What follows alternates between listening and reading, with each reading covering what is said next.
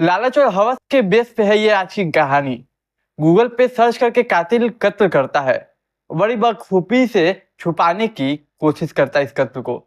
तो कहानी अच्छी होगी, आप कहानी के आखिरी तक बने रहिएगा। कहानी की शुरुआत करता हूँ, आप चैनल को सब्सक्राइब कर लीजिए। तो यूपी के कौतम्बी के देवड़ी जगह पे एक लाश मिलती है। जब वहां के लोग गुजरते हुए लाश को देखते हैं तो फौरन पुलिस में कंप्लेन करते हैं। पुलिस मौका वारदात पे पहुंचती है और गांव में पूरा हड़कंप मच जाता है। इस लाश का हुलिया बहुत ही दयनीय था। दयनीय इसलिए क्योंकि देखने से क्लियर लग रहा था कि किसी ने दुश्मनी से मारा है, किसी की कट्टर दुश्मनी होगी। चेहरा उसको बुरी तरीके से कुचल दिया गया था। कई जख्म के निशान थे बॉडी पे। कई चीजों से मारा गया था, कई चीजों से काटा गया था और काफी बुरे तरीके से मारा गया था इस शख्स को जो भी था। पुलिस फोरेंसिक टीम आती है। फोरेंसिक टीम बड़ा आसपास की चीजों को देखती है अच्छे से। बॉडी को पोस्टमार्टम के लिए भेजा जाता है। अब पुलिस अपना इन्वेस्टिगेशन शुरू करती है। इन्वेस्टिगेशन से पहले कि ये कि शख्स है कौन। तो देखिए, ज्यादा मेहनत पुलिस को नहीं करना पड़ता और पता चल जाता है इस शख्स कौन है। इस शख्स का नाम था राम सूरत यादव। अब राम सूरत यादव के परिवार को खबर किया जाता है। उसके परिवार में 3-4 लोग होते हैं। राम सूरत यादव, उसकी बीवी, उसकी बहू, उसका 2 बेटा, एक छोटा बेटा, एक बड़ा बेटा। तो राम सूरत यादव तो मर चुका है, जिसकी लाश की खबर पुलिस अब फैमिली को देती है। फैमिली बुरी तरीके से टूट जाती है और रोने लगती है। लेकिन पुलिस वाले तमाम लोग जो होते हैं वो संभालते ही नहीं, क्योंकि पुलिस जब तक जानती है कि नहीं संभलेंगे ये लोग तो तब तक केस को कैसे सॉल्व करेंगे। अब देखिए, परिवार संभलता है, पुलिस आगे की कार्रवाई स्टार्ट करती है। सबसे पहले पूछती है आपको किसी पे शक है, किसी पे ये है। तो वो लोग बताते हैं। सबसे पहले परिवार सुनते हैं, सभी परिवार एक नाम लेते हैं और ये नाम होता है उसके, मतलब जो बड़ा बेटा होता है धर्मेंद्र, वो बताता है कि मेरे मामा पे मुझको शक है। अब पुलिस पूछती है इसका वजह, तो एक छोटी सी कहानी बताता है।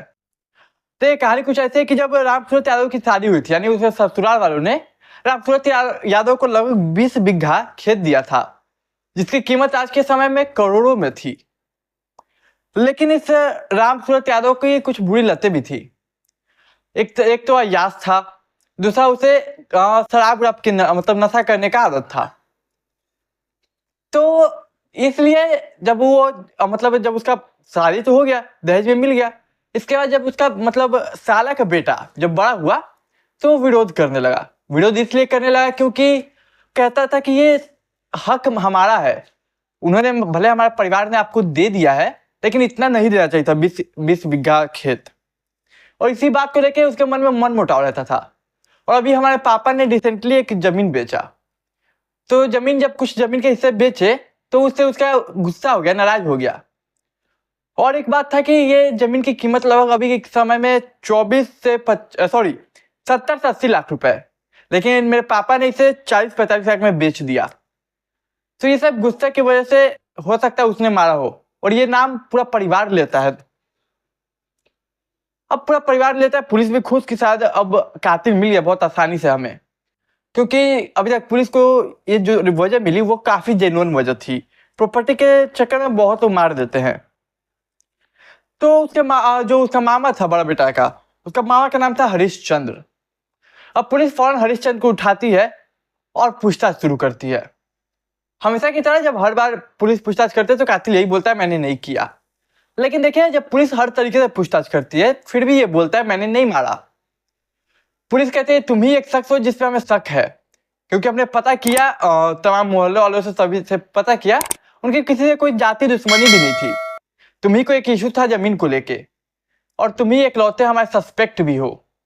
तुम्हें पैसा का लालच भी था और तुम्हारा विवाद भी चल रहा था। लेकिन देखिए, हरिश्चंद्र से इतना पूछताछ करने के बाद भी हरिश्चंद्र अपना मुंह नहीं खोलता, कहीं बयान में डगमगाता नहीं है, और ना ही पुलिस को उसका बॉडी लैंग्वेज पे कभी शक होता है। सब चीज जेन्युइन होता है।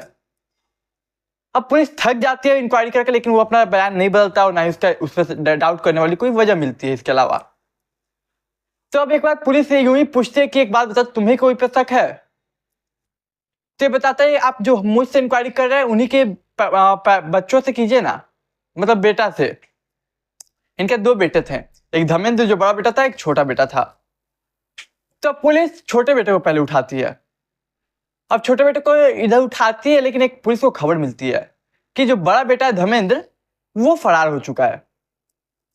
अब पुलिस को डायरेक्ट सस्पेक्ट की लिस्ट में सेकंड नंबर पे वो आता है, क्योंकि इधर भाई को छोटा उठाएगा, उधर वो भाग गया। अब पुलिस उसका सर्कुलेट कर देती है, सब जगह फोटो वगैरह नंबर वगैरह सर्कुलेट करती है, लोकेशन ट्रैक करती है, और थोड़ी मशक्कत के बाद धर्मेंद्र को उठा लिया जाता है और थाना में ले जाके पूछताछ किया जाता है। तो बोलते कि तुम भाई क्यों, सबसे पहले तो बताता है कि मतलब कहीं ना कहीं पुलिस का कहना है अब तुमने ही कत्ल किया है।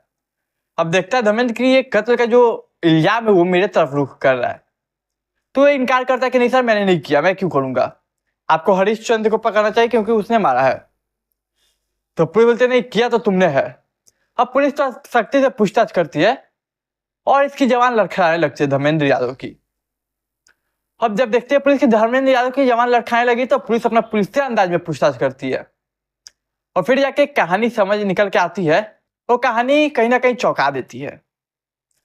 तो चलिए कहानी को मैं सुनाऊं उससे पहले आप चैनल को सब्सक्राइब कर लीजिए। देखिए अब हमें इसके लिए फ्लैशबैक में जाना होगा, और हमारा फ्लैशबैक का सीन कुछ ऐसा है कि धर्मेंद्र कुछ ज्यादा पढ़ा लिखा था नहीं, तो अपने पापा के साथ वो काम में मतलब खेती बाड़ी में हाथ बटाता था।